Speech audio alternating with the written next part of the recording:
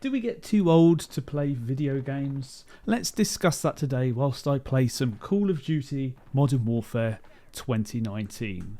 Oh, look at that smooth camera transition. So, video games have always been something that's been part of my life since pretty much I was 3 years old. I grew up playing video games, and these days there's a bit of a discourse for people my age. Are you too old to be playing these video games? Should you really be wasting your time on these games? But the thing is, the way I see it, playing a video game is like watching a movie or reading a book or anything that you enjoy. Like I said, it's something that you enjoy. It's a pastime that gives you enjoyment. It adds to your life. But it can have that negative side effect if you let it consume your life. And that could be the same with any of those things. Watching movies, any of these creative things. If you engage with them too much, it can be bad. And where does this notion that, oh, you're too old to play video games, where does that come from? Well, I think it's because it seems to some people like it's a childish endeavour. Oh, it's only what kids do. They're the only ones playing video games. And perhaps it comes from our parents' generation that really think that there's no value in the video games when people our age and younger, we've grown up with video games. Like I said, they've been part of my life since I was 3 years old. So I have a strong, deep connection with video games being part of my life. And I couldn't imagine my life without them. Yes, there's been times where I've spent way too much time grinding all sorts of video games at all points throughout my life. There's been times when I've played the PlayStation 2 for too long. There's been times when I've played Call of Duty for too long. When it came out just before lockdown, I played it a hell of a lot back then. World of Warcraft has consumed me on many times. But you know what? I think it also enriched my life, because this is a topic I want to dive into, and that's how video games are an escape from a reality that you're just not very happy with. During lockdown, there was not much to do, at least not where I was anyway. We were shut inside our houses, and all we had were video games. I didn't have a job or any sort of work to do because work was on hold. There were no jobs going, so video games were the thing to do. But video games have also acted as a way of connecting and socialising for me. I've met people in World of Warcraft that I've continued to talk to. Discords have sprung up, and I'm still part of those, and I like the connection that it gives me. It provides a valuable space in that sense. But the times I do find myself returning to wanting to play video games are usually the times when I feel low, and I do think that video games can act as a great way to escape from a reality that you don't want to be part of. One particular moment for me that really stands out is when I was flaring with my inflammatory bowel disease. So what that means is I was in a bad health state, let's just put it that way, and day-to-day life was pain.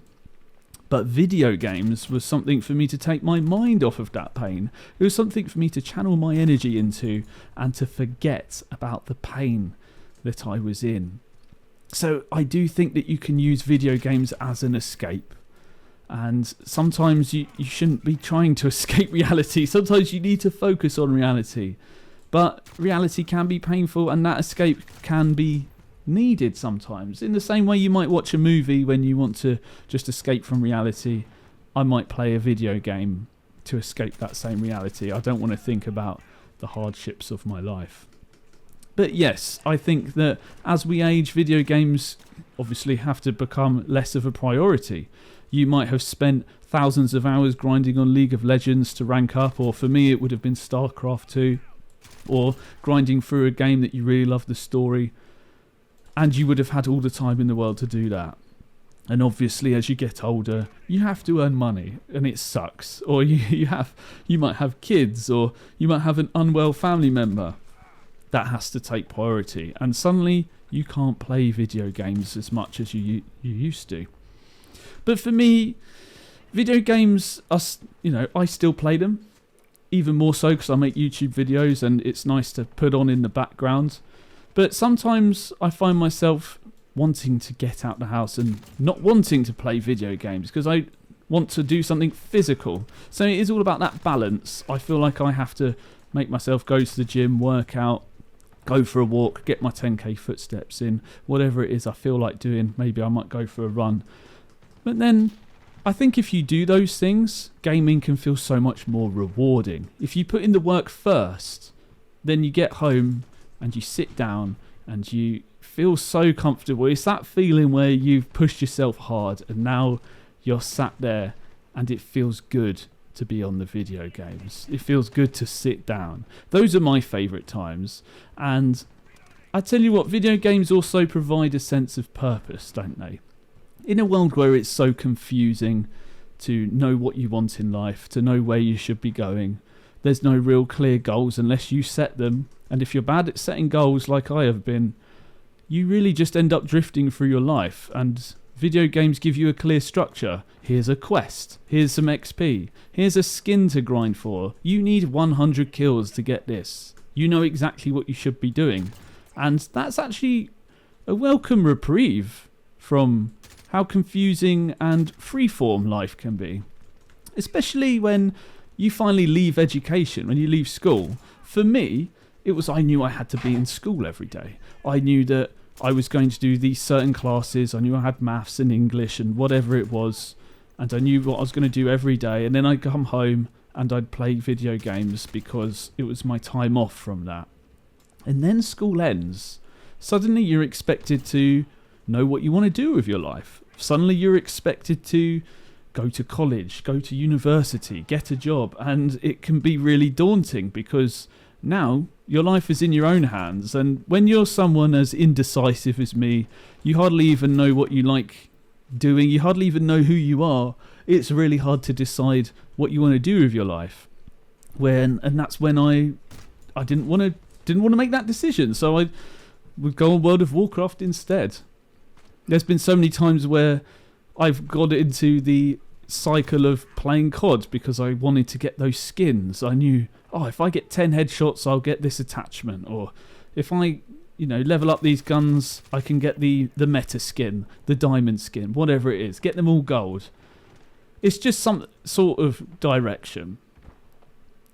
Games like RuneScape are really good at giving you defined, you've got to do this. Level up your woodcutting. How? By doing woodcutting. Life can be like that, but you kind of need to know what you want to do or have a guide or have some sort of idea of where you're going. Otherwise, it's so easy to stagnate. Video games can provide that.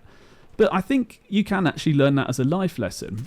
And if you do play video games, you can take those lessons that games have taught you into the real world.